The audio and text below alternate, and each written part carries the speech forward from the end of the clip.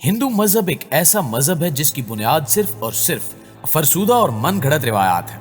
यहाँ तक कि इस मजहब में ऐसी शर्मनाक और बेहुदा तरीन रिवायात पाई जाती हैं जिनको सुनकर रूह कांप जाती है। आज की ज़ेरे नज़र वीडियो में हम हिंदू मजहब की ऐसी ही चंद शर्मनाक रिवायात का जिक्र करेंगे जो आपके लिए यकीनन दिलचस्पी और हैरत का बायस बनेगी। मुअज़्ज़िज़ दोस्तों, हिंदुओं में सबसे आम रिवायत ये पाई जाती है कि यहाँ लड़की की बाकायदा शादी से पहले उसकी शादी एक दरख्त के साथ कर दी जाती है और शादी के बाद उस दरख्त को काट दिया जाता है। जबकि इस रस्म को मानने वाले लोगों का यह कहना है कि इस तरह लड़की पर बुरी बलाएं असरअंदाज नहीं होती और अगर कोई बुरा असर होता है तो वो दरख्त के कटते ही दूर हो जाता है।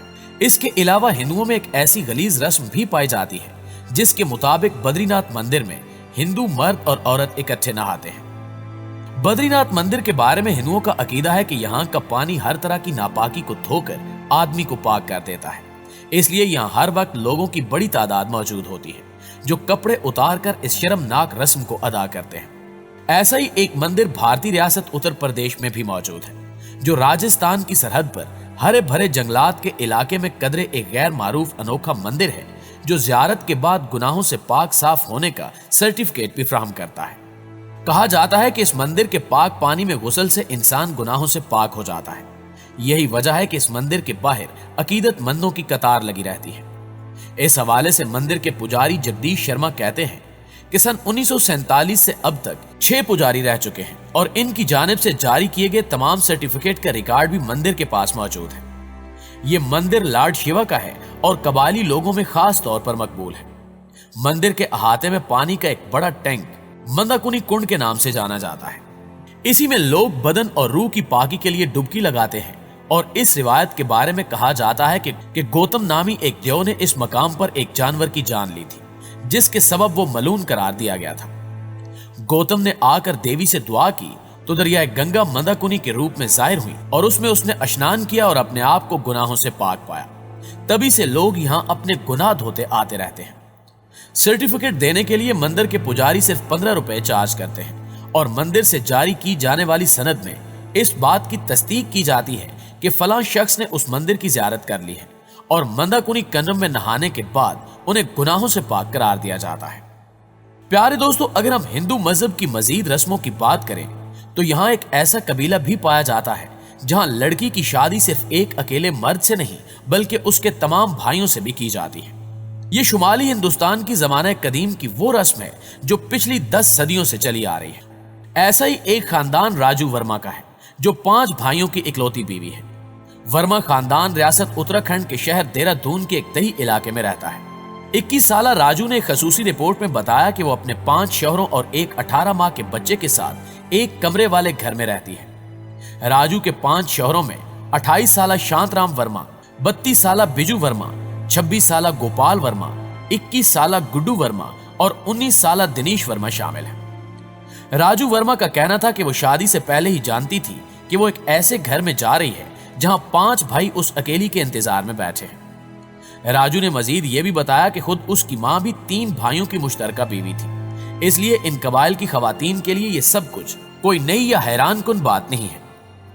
इब्तिदाई तौर पर राजू वर्मा की शादी 4 साल कबल गुड्डू वर्मा के साथ हुई थी, जिसके बाद बारी बारी बिजू, शांतराम, गोपाल और दिनेश से भी राजू की शादी की बाकायदा रस्में की गई, जबकि राजू की 5वीं और आखिरी शादी दिनेश से की गई क्योंकि पहले दिनेश की उम्र कम थी, लेकिन जैसे ही वो 18 साल का हुआ तो वो भी शादी करके राजू के शौहरों की फहरिस्त में शामिल हो गया।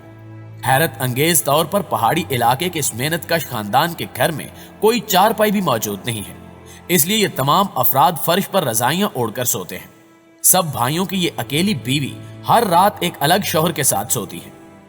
राजू का कहना है कि वो खुद भी नहीं जानती कि इसके इकलौते बच्चे का असल बाप कौन है, क्योंकि मुझे हर रात एक नए शौहर के साथ गुजारना पड़ती है। राजू से सबसे पहली शादी करने वाले और कानूनी तौर पर उसके वाहिद कफील गुड्डू वर्मा का कहना है कि हम सब भाई बारी बारी राजू के साथ हम बिस्तरी करते हैं, लेकिन मुझे कभी जलन महसूस नहीं हुई, बल्कि सच तो यह है कि हम सब बहुत खुश हैं। राजू ने बताया कि इसे बारी बारी सब भाइयों के साथ रात गुजारना होती है, लेकिन वो खुश है क्योंकि उसे एक शौहर रखने वाली बीवियों की निस्बत ज्यादा तवज्जो और प्यार मिल जाता है। इस रस्म यानी एक औरत के कई शौहर रखने की रिवायत का ताल्लुक हिंदुओं की संस्कृत जमाने की मुकद्दस नज़म महाभारत से जोड़ा जाता है, जिसमें बताया गया है कि पांचा के एक बादशाह की बेटी द्रौपदी ने भी 5 भाइयों से शादी की थी। ये रस्म खत्म होते होते अब हिमालय के पहाड़ों के नजदीक वाक़े इन हिंदुस्तानी और चीनी देहातों तक महदूद रह गई है, जहां पर अब भी पुरानी रस्मों पर चलने वाले कबाइल आबाद हैं।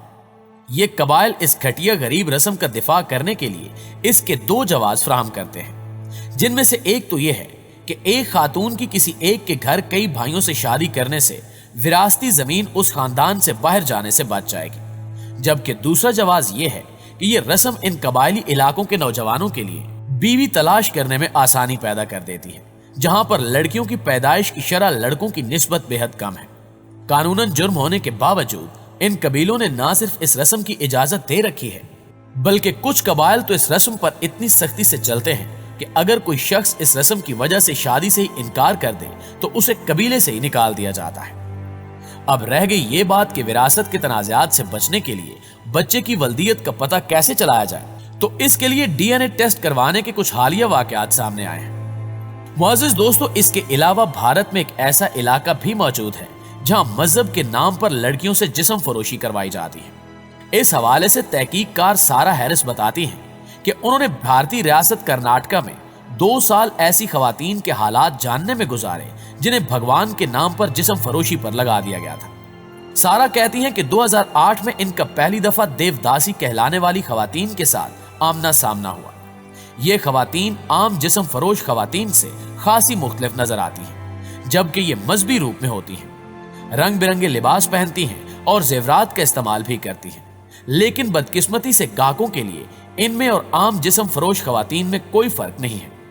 वो बताती हैं कि सिर्फ रियासत कर्नाटका में ही ऐसी खवातीन की तादाद 23,000 से जायद है, जिन्हें उनके अपने घर वालों ने ही देवदासियां बनाने के लिए मंदिरों और पुरोहितों को बेच दिया था, जो इनसे शर्मनाक धंधा करवा रहे थे। सारा कहती हैं कि अगर तारीख का जायजा लिया जाए तो ये शर्मनाक रिवायत 14 से 1500 साल पुरानी है, जब कदीम भारत में लोग अपनी नौउम्र लड़कियों को अफजाइश नस्ल की देवी यलामा से मंसूब करके मंदिरों में छोड़ दिया करते थे। इब्तिदाई दौर में ये देवदासियां अमूमन मंदिरों की देखभाल किया करती थी और मजहबी रसूमात में शिरकत करती थी, लेकिन बाद अज़ां इनमें गाने बजाने और उमरा और नवाबों की तफरीह तबा का एहतमाम करने का रिवाज भी आम होने लगा। और फिर चंद सदियां बाद ये मजहबी रिवायत इस कदर जवाल पजीर हो गई कि देवदासियों का हिंदू मत की इबादत और रसूमात से ताल्लुक तकरीबन खत्म हो गया और ये महज जिस्म फरोश खवातीन बनकर रह गई। नाज़रीन ग्रामी, इनके अलावा भी हिंदू मजहब में ऐसी बेशुमार शर्मनाक रसूमात पाई जाती हैं जो इस मजहब की असलियत से पर्दा उठाती नजर आती है। इस बात में कोई शक नहीं कि इस्लाम ही वो सच्चा दीन है जिसमें हर जी रूह को हकूक से नवाजा गया है और किसी को भी कमतर नहीं समझा गया। जी तो प्यारे दोस्तों, ये थी हमारी आज की वीडियो कैसी लगी कमेंट करके हमें भी जरूर बताइएगा। इंशाल्लाह आपसे मुलाकात होती है अगली वीडियो में। तब तक अपना और अपने प्यारों का ढेर सारा ख्याल रखिएगा। अल्लाह।